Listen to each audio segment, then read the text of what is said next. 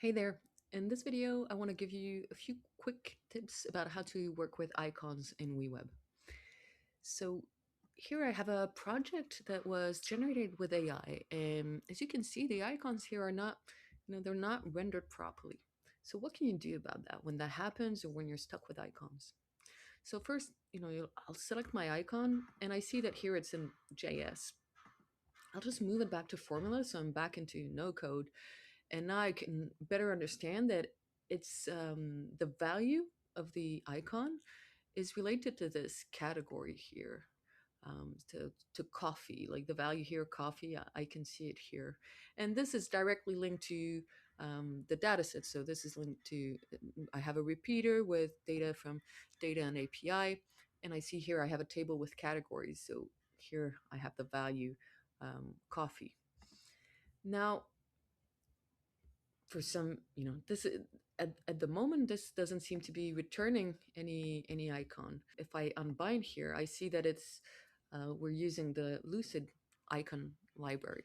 So what I did is I had a look at, I searched in Google for Lucide icon names, had a look here and typed in coffee because I just wanted to make sure that the icon worked properly. And here I noticed, oh, okay, it's Lucide slash tags. So I thought, okay, let me try something. I'll try this plus coffee. And now it's all good. It appears. But here I still have one icon that's not being rendered. So let me see at office supplies and stationery.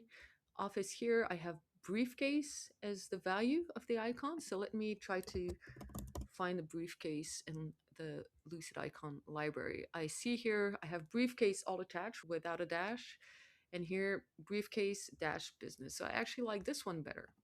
And what I'll do is here I'll just remove the dash here and say briefcase business. And now my icons are everywhere.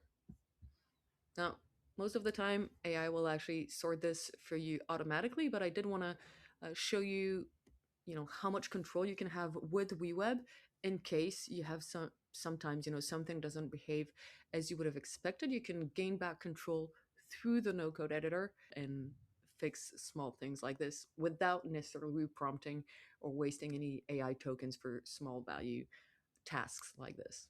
Let me know if you'd like more of these videos. If there are any topics you want me to cover, please leave a comment. I'll take a look and do my best to deliver.